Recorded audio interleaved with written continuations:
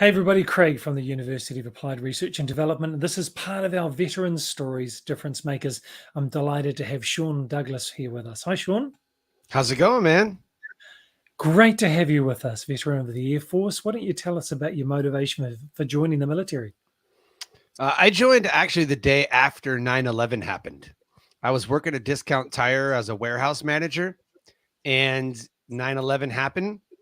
I quit, went and picked up my sister from school, told my mom, like, I'm going in because I always thought about going in. Both of my grandfathers fought in the Korean War. My dad was currently serving in the Air Force. Hmm. And I said, I kind of want to because that's what our family does. And 9/11 happened. I joined and I just retired after 20 years of service. Wow. Well, thank you for your service and Thank you. congratulations on making that. That's a long tenure to be in the military. It's worth it. Yeah. Tell us about your experiences and some of your deployments and things you learned during your time. The one major takeaway from what I learned is leaders build other leaders. Leaders Hmm. don't build followers. If you look at the current social media climate, everybody is always about like, share, comment, follow me, like whatever. That's not what inspires people. You have to create something, you have to do something, you have to be somebody for someone to follow or make it worthwhile to follow. So there's a law called the law of buy-in, and John Maxwell talks about it. Other people talk Hmm. about it. It's the law of buy-in. It says people will buy into your vision first and into the leader second.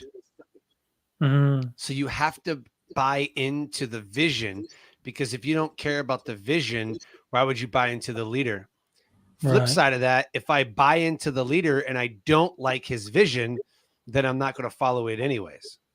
Hmm. So you buy in to the vision and then buy into the leader. So that's kind of a watered down version of like the law of buy-in, but people will always buy into your vision. So if you're on social media and you're always asking people to like, share, follow, comment, whatever, but it's not worth it to them, then they're not going to, because they don't like your content or they just don't think that you're an inspiring leader.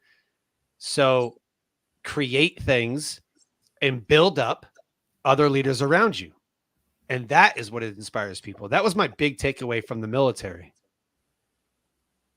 Tell us about some of your experiences and deployments that have built that understanding. Yeah, I joined in 01, right? I said 2003 was our first deployment to Iraq in 2003 during the invasion.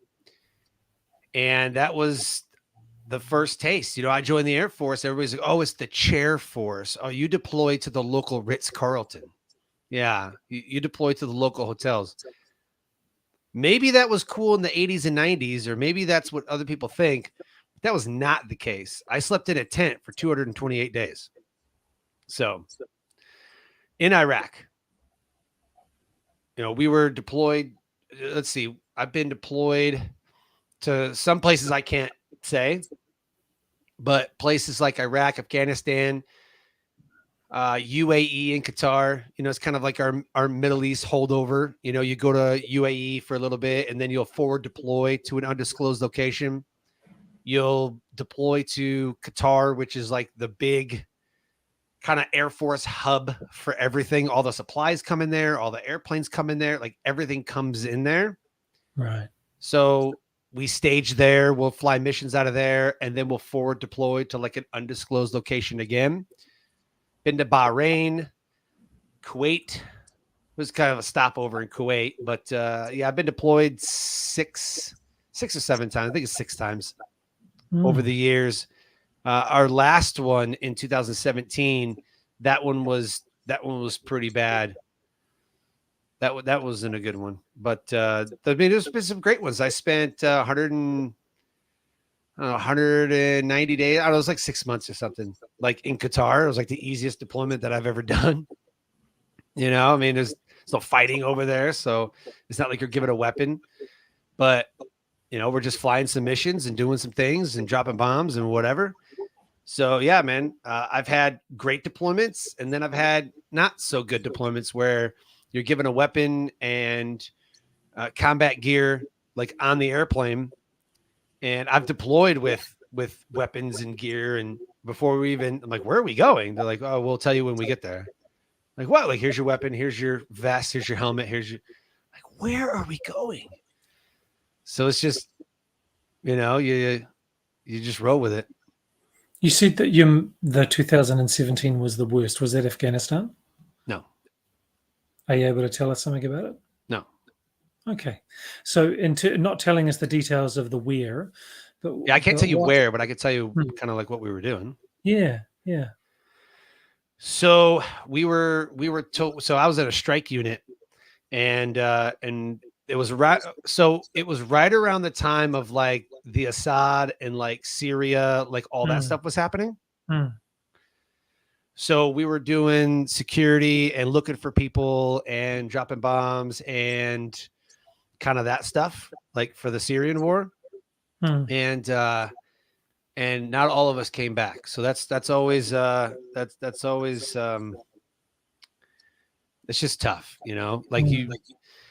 you hear about, servicemen and women, being killed in combat, or, even in like a motorcycle accident, or, just people that you served with, died of like a heart attack. Like I was 18 and the guy was like 35 or 40 and he was retiring, and we were together for like 2 years. And then you hear, 20 years later when I retire, like, oh, he just had a heart attack. I'm like, dang, like I knew that guy. No matter what, like it's always tough, but it's tough. Not all of us coming back. You know what I mean? Like the same way that we left. So, I mean, yeah, it's tough. So yeah, we were just, we were told to, we were doing security, and then, we would convoy into different places, and we were looking for certain people, and yeah. So, carrying all of that, you said you've just finished. I imagine that during your time of service, you would have had to deal with the Mm-hmm. toughness of it, because you said it's Mm-hmm. tough many times. And so, the toughness of that, how did you deal with that? And what were some of the consequences you had to work through? I dealt with it like every other service member deals with, hard deployments and strained marriages and stuff. I drank all the time. That's pretty much what we do. It's different for each deployment.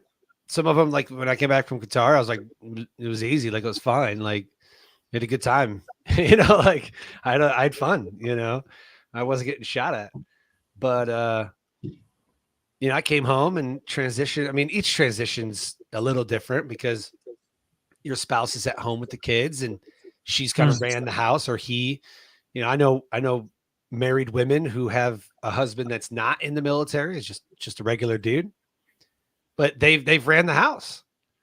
They have run the household. And therefore, when you come back in and you say, hey, we're going to do things this way, it doesn't quite work out.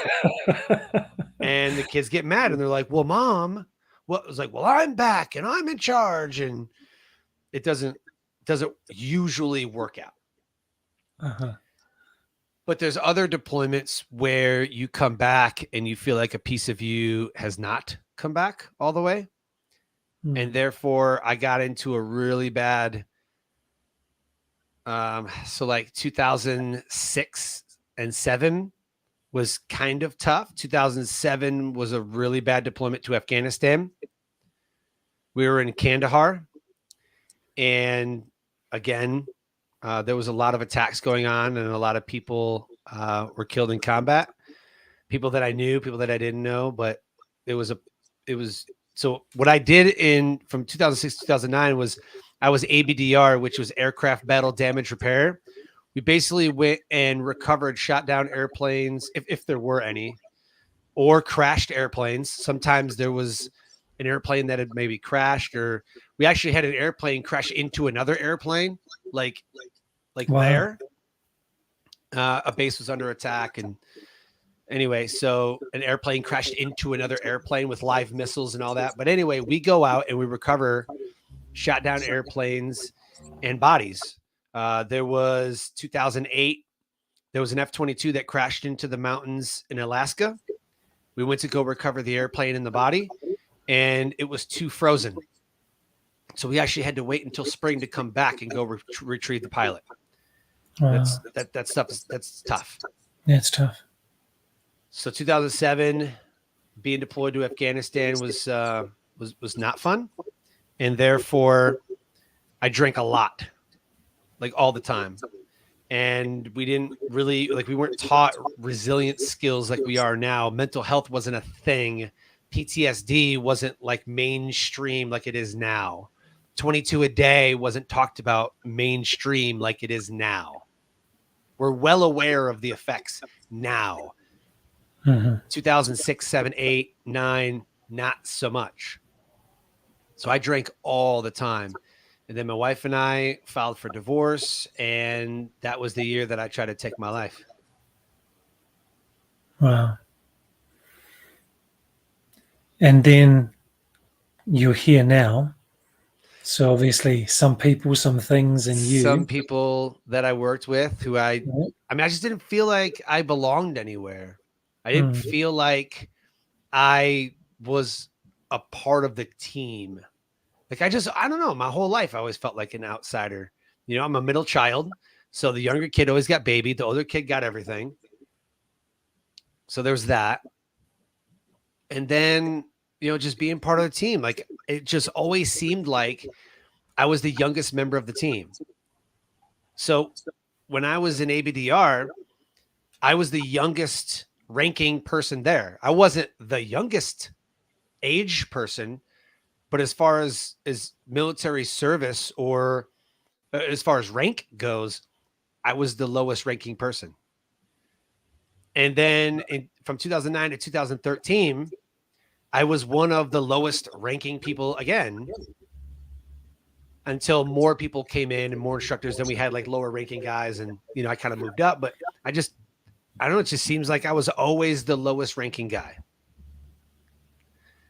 And it just always felt like I was the outsider, or I was never in the like good old boy system, you know, the military has. You know, the military definitely has a good old boy system. If you're not part of the good old boy system, you're pretty much left behind, or you get crap assignments. So you know, it's all about who you know. In the military, it's all about who you know. If you want to get hooked up, it's all about who you know. It's always been like that. It's never on accomplishments, never on hard work. It's never on, I mean, maybe it has something to do with that, you know, qualifications, but for the most part, like, you got to know somebody. If you want a cake assignment or you want to do something amazing in your career, you better know somebody. You better get some recommendations from some pretty higher up people. Otherwise, you're not going anywhere. Luckily, when I became a drill instructor, you had to have those high recommendations, and some coworkers had kind of brought me out of what I was feeling and what I was doing, and they saved me.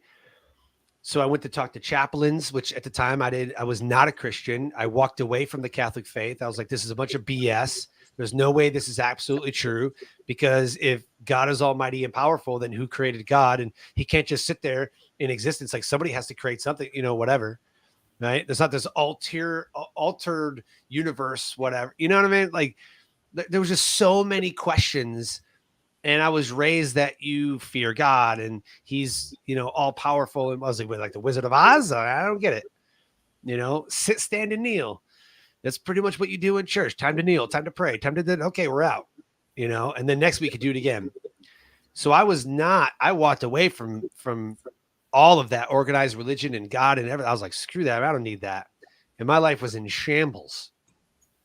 And so I was talking to chaplains, and I started to kind of develop a relationship with that like particular chaplain that we were talking to. We'd have heated debates, not like we're screaming at each other, but like, I was like, no, that's not true. This is what it did. You know, if it's on paper and this is what it says, this is what it says. You can't be like, well, what he meant there was, no, that's not what he meant. No, it says it right here. Right. I take everything at face value. Everything is face value. Right? I started talking to therapists, which I hated because my childhood was filled with domestic violence and alcoholism, and my mom and dad divorced. brought in this new guy, and it was bad.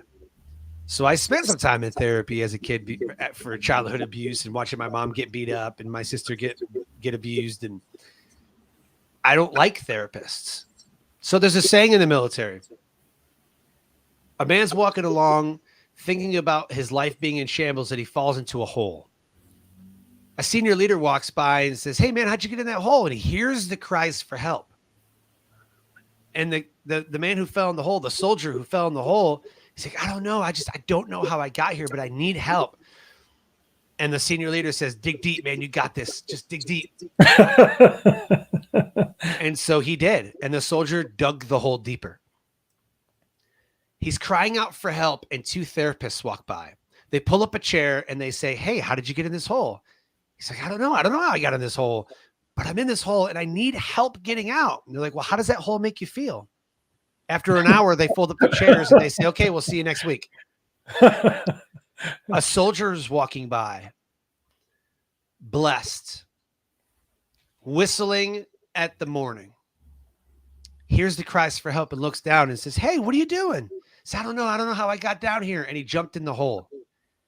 The first soldier that was in there goes, "Man, what are you doing? You're in the hole with me." Like, "Great. Now we're both stuck." And he said, No, I was already in this hole and I know how to get out. So it's your peers that bring you out of the darkness, that dark night of the soul. It's your peers that you need to rest your head on their shoulders. It's your peers that bring you up, or could tear you down, but they're supposed to bring you up. That's what happened to me. My peers, not my leaders, brought me up. Now, I did have some amazing mentors and some amazing leaders, but I also had not so good ones. And so I looked at that and I knew that real leadership is about building people up. Real leadership is about building other leaders around you, teaching them how to become leaders of their own life, not building followers, not building, loyalty. Yeah, but you need to have the buy-in for that vision. And sometimes we don't even buy into our own vision. We have a vision for our business we don't even buy into. It's a superficial vision. We don't even believe it ourselves. We tell people, "I want my business to do this. I want it to be like that. I want to serve this person." And then when all the cameras are off and we're laying in bed and we're thinking about the next day's activities, we're talking to ourselves like, "It's never going to happen. It's never going to happen. I don't even know why I bother." And then we wake up the next morning and we turn the cameras on and we say, "Hey, Facebook, my business is amazing. If you want to work with me." And then the camera shut off and we lay in bed at night and we say, "This isn't working and I don't know what I'm going to do. And I've got bills to pay and I've got children to feed and I've got a spouse that's relying on me." And I know people who have cried themselves to sleep and the next day have turned on the cameras and said, "My business is amazing. Come work with me. And this is what we're going to do." And then the camera shut off and they say, "I suck and I can't do this." And it's all a show. Real leaders are about building other leaders and finding those that are struggling. And one other thing that I learned about the military and is great in business is accountability. Do you know how many more likes and shares that you'll get if you just say that your business sucks? Yeah, people are going to be like, "Oh, I can work with you. I can help you. I can work with you and pay me thousands of dollars." And you're not winning because you don't have a coach. That's what it is. You don't have a coach, and therefore not true. Most of the time, they don't know what they don't know. But most of the time in the military and in business, it's about self-love and self-worth. It's about the value that you deliver to others. The greatest currency on this planet is the value that you give to other people. The end. If you're not giving value to people, and I'm not talking about they paid for it. I'm talking about you're in a Facebook group and someone says, "I have this problem," and you gave your best stuff away. Most people won't even do that. Most people won't take the time to give away their best stuff to somebody or be like, "Hey man, let's just talk for 10 minutes, man. I can help you." No, not only do you feel great because you helped somebody, That person says, wow, what a great person. They spent 10 minutes with me. They didn't sell me anything. And you know what? I'm going to follow that person. I'm going to see what they have. Do you know how many more people I do business with because I don't sell to them? Everything on Facebook and all the ads, like, you need to sell to everybody. Always be closing. ABC, always be closing. Do you know how many people on social media, if you asked out of 100 people, do you know how many people would be like, yeah, I hate it when I'm sold to and I didn't ask for it? Probably most of them. Most of them. Most of them. Yeah. Same thing in the military. When somebody gives unsolicited advice, they shy away from it. Yeah. They shy away from it. So right now, so I retired back in December. It's March now for whoever's watching a year from now or 10 years from now. I retired after 20 years in December. And I mean, everything's exploded. Everything's been great. We haven't wanted for anything. Money has come in. I mean, I'm absolutely, absolutely blessed.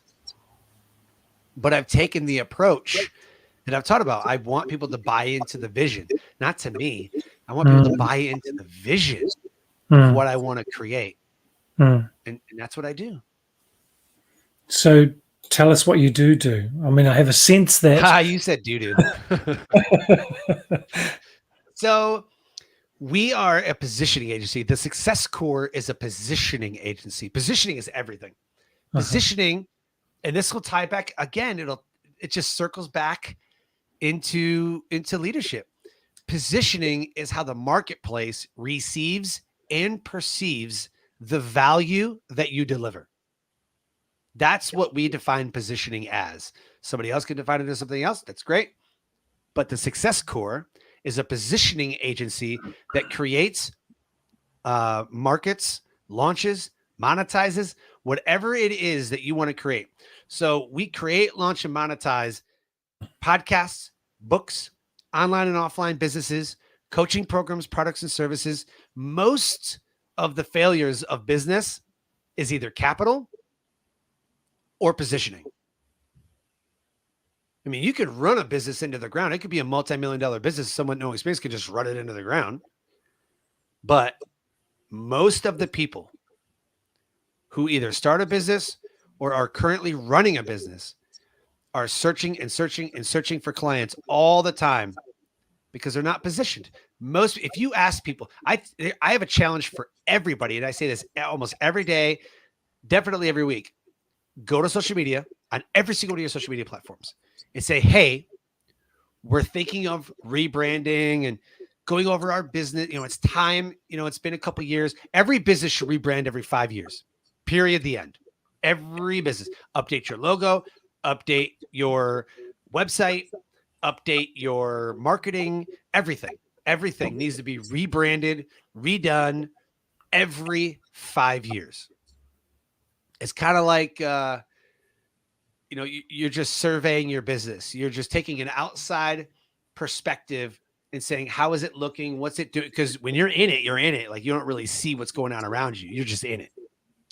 So I tell everybody, I'm like, go to social media, ask them, what is it that you think that I do? And the responses will be astounding. Most people will say, well, you know what, Craig, like, you're a podcaster. That's what you do. And you do some research on some stuff. I don't really know what you research, but I mean, I can see your name and you research stuff, but you're a podcaster. But are you? But are you a podcaster, or do you use the podcast to market your real business? And so, yes, I have a podcast, but that's not what I do. What I actually do is this. And then I use the podcast to market what I do. That's really what, I mean, unless you're making thousands and thousands of dollars from your radio show, like if you're like a Dan Bongino or like any show on Wondery, I think, or NPR, you know, some of the big networks like Joe Rogan. If you're Joe Rogan, Joe Rogan's business is podcasting. That is his business. Unless you're making thousands of dollars, bringing in a healthy income, let's say 5,000 to 10,000 a month from your show, That is not what you do. That is not your business. That's unless you're getting paid to be a podcaster, that is not a business. That's more of marketing and a hobby. Most people, 90% of the podcasters, do not make money. They just don't. Their show isn't positioned to do that. So positioning is everything. It's how the marketplace receives and perceives the value that you deliver. So we'll create, for example, I'm a Christian now, and there's a show that we created called The Journey of a Christian Dad Podcast. It's hosted by Dan Lewis, an amazing, amazing podcast. He just had the guy from, what's his name? John David Mann from Go Giver. He just had him on the show talking about the Go Giver marriage. So he created this new kind of the Go Giver, then the Go Giver marriage. So he interviewed him on the show talking about how to have a Christian marriage and how dads need to act like a certain way and, you know, whatever. But the funny thing is he'll tell you dads, men are the spiritual leaders of the home and women need to follow. The end. And it gets a rise out of all these women like, no, I run the house. I run the house. Biblically, men are the spiritual leaders of the home. Not the leader of the home. They are the spiritual leader of the home. They're the one, like I make sure that everybody at my house, I don't care if you're a believer or not, when you have dinner at my house, we will say grace. We will say prayers. I make sure that when we are worshiping or, you know, spiritually together, praying, whatever, that everybody is involved because that's my job. My job isn't to make sure the kids get to school on time. It's me and my wife's job because we are the parents. So it gets confusing when people go, what? The wife leads the house. She wears the pants, but good for her. But is she making sure everybody gets to church on time? Is she making sure that God is number one in your life? Is she? No, because that's your job. That's the man's job. So that show is now a top 5% podcast within its first. I don't think it's hit a year yet. Maybe it's hit a year. Actually, yeah, I think it's been a year because we did over 50 episodes already. So in a year, it is a top 5% podcast. He just had Kyle McClellan on the show. Kyle McClellan was part of the 2011 World Series champion Cardinals. That's how popular the show is. He has sports stars, guys like John David Mann. I mean, Christian authors, amazing, amazing show. But we positioned it in such a way that Christian dads, right? Journey of a Christian dad. So we hit the niche, we hit the positioning where it's positioned for Christian dads. But then we said, okay, what's the message we want to deliver? And he sticks with the message. The message is that Christian dads need to behave or act or believe or whatever in a certain way according to biblical principles. So he has 30-day challenges come up every once in a while. He'll say, hey, we're doing a 30-day challenge on how to reconnect with your spouse biblically. He just did one for fathers and their children. And it's not for like the mom, like this is something that a dad needs to do with their kids, like one-on-one, you know, then he'll have a family, 30-day challenge or, whatever.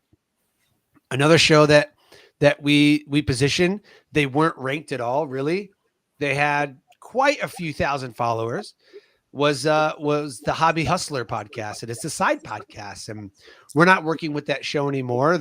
We accelerated their growth and now they've gone on and done amazing, amazing things. But if you have a side hustle, if you have a 9-to-5 job, but you want to start a side hustle or you have a side hustle, that's the show to listen to. It's called Hobby Hustler. And we talk about how do we turn hobbies into actual businesses, actual sustainable side hustles. And I think he was maybe top 10%. I mean, he was there. He was charting, but he wasn't like at the top. We stopped working with him in January. We worked with him all last year and repositioning and producing the show and editing. And so with the Journey of a Christian Dad podcast, we also edit, produce, market. That's what we do. That show is now a 1% podcast. Hobby Hustler is top 1% of all 2 million podcasts out there. And that's just what we do. So if anybody was wanting to start a podcast, write a book. We create bestsellers all the time. That's what we love to do, because it's all about positioning and the message that you deliver. I don't care about you, the person. I care about the message that you're delivering, the content that you're delivering. So you're not a Joe Rogan, you're not a Tony Robbins, you're not a Brendan Burchard, you're not a Grant Cardone. They've built personal brands around themselves, but if you listen to their message, it's positioned in a way that is true to who they are. It's like building a wrestling persona, like a wrestling character in like the WWE or like old school WCW. You know, they're building characters of themselves and then delivering that message, that promo, right? Yeah. That's what we do. The psychology of it. So Sean, with this positioning, I just to circle back, do a Jen Psaki and circle back. You were talking about being the middle child and being in the Air Force, and it seemed like you didn't understand your positioning and the role you were playing, and you weren't quite caught onto a vision for who you were. Would that be I have fair? always felt as if I am destined to create the light bulb, the car, interior foam that, I don't know, keeps your electric bill down 50%. You know, I mean, off the wall stuff, you know, solar. I created solar panel. Like, I just always believed that I am destined to create something that changes humanity. I've always, when I was a little kid, I always felt like I'm gonna create something. I'm gonna invent something. From 4th, 5th, and 6th grade, I started shoveling snow, and then I took that money, and then I would do like the lemonade stands, and you know, I actually had, I don't want to say my own landscape business, but like 4th and 6th grade, I would shovel snow in the winter, save up the money, and then what I would do is I would design people's landscaping. Like I would go pull their weeds and plant flowers, but I would sketch out, you know, in like the most crude drawing ever. And I learned this from my aunt, that every flower, like the height difference and the colors, like I wanted to landscape people's like flower beds and create like an oasis or whatever, you know what I mean? So I did that. And then when I got older, I would buy and sell things and flip them. And it's just, I would do anything to make money so that I could do something bigger.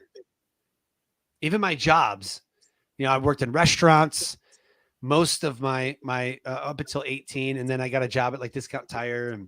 But even then, you know, I got hired as a tire tech, and then I moved up to a manager within like 3 or 4 months. I was already like the warehouse manager. I just unloaded the tires, but I would set up the store in a way like what makes sense. I redid all the stock. I'm like, that tire doesn't go here. It goes up there because it's not really used. Our most used tires need to come down here so that people can just walk over, grab them. Why are they up there? You got to go all the way up the stairs, or someone's got to throw them down. Like, I was always trying to figure out the best, most proficient and efficient way to do something. And I built 4 businesses while in the military, and I still have not felt like I created something worthwhile. One of our businesses with the 650K, and that's crazy to me. That's like crazy to build something as a side hustle and have it turn into almost $1 million business. But I still feel like I haven't found my place. I still feel like I haven't like created something that is life changing. But eventually I will. I just don't know what it is yet. So you just have this drive within you, this hunger within you to create this thing. You haven't found it yet. Doesn't mean you failed, but you're still striving and pushing forward and driving yourself and what you're doing to discover that thing. Right. It's not bad to have that unsatiated desire inside you, because it's not forcing you now to do negative and destructive things. You're using that energy to create through other people and with other people something that matters. And I think we might be doing that this year, but I don't know yet. We have some projects that we're working on. Like we wrote a book last year called From No Worth to Self-Worth, and is absolutely amazing. Had a couple collaborative authors. We have a podcast coming out for that show, hopefully this month. But we also have some other projects in the work that should kind of like be the positivity that you're looking for online. Not sure if that's what the thing is, but I just always felt like even, as a child, like I feel like I'm destined for something more than like, do I protect my younger sister and my older sister? Like, what's my place? And even as a spouse, like, what's my role? Do I just always make all the money and pay all the bills? And then the wife parents the children and she's the disciplinarian. Like what's my place? I've always, even right now, I always like, what's my place in business? Where do I fall into the spectrum? What category? So I don't know. One day I'll find it. You're always thinking. Yeah. Yeah. Sean, I do want to thank you for your time and sharing so much of your story and your thoughts and what you're doing now to create success with other people and through other people as well. So I do want to thank you again for your service, for your 20 years in the military and the tough times you went through and the fact that you actually pushed through them to be where you are now. I just really admire what you've done and who you are and what you're doing. So thanks very much for being with us. If there's one thing, just to wrap up quickly, if there's one thing that you would say to the veteran or the military person who's having that tough time, the dark night of the soul, what would you say to them? I had businesses in the military and now I'm running them out of the military. So I had something to fall back on. Most of them don't. They want to get out. I'm ready to retire. They sit at home for 3 months and now they're like, crap, what do I do? What do I do now? I felt that lonesomeness. I felt unfulfilled. I mean, I've only been out for 3 months. I don't know, a month or two ago. It was one day I didn't have any appointments. I didn't have anything scheduled. I was like, wow, this is like, I feel lost. I feel unfulfilled. Like it was just, it just hit me all at once. Like, I don't know what to do. Like, I don't feel like I have a mission, even though I'm still doing what I'm doing. It's like, wow, what do I do? So before you get out of the military, you must have a fallback plan or two and a new mission that drives you every day, that gets you out of bed, that changes people's lives. Love it. That's the number one tip that I recommend. The number one strategy is even if you're not in the military and you're feeling unfulfilled, find something that will change lives. Find something that is your new mission that drives you every day. You can't wait to get up. You can't wait to meet the next person or do the next thing or take the next action that brings fulfillment to your life. And if you don't know what that is, that's great. Try a bunch of different things. Try a bunch. Doesn't matter. Good. But you must find something that drives you and fulfills you every day. You have to fill your cup because you cannot give from an empty cup. You have to find something that fills up your cup so that you must give of the overflow of abundance from your cup. Hope that makes sense. It does. Sean, thank you very much for your time. Really appreciate you. Please don't leave. I'd just like to wrap up and then have a quick chat with you afterwards. Thank you very much. Thank you very much. Thank you to those people that are watching the recording as well on our different platforms. Thanks for being with us on Veteran Stories. We look forward to seeing you again on another one.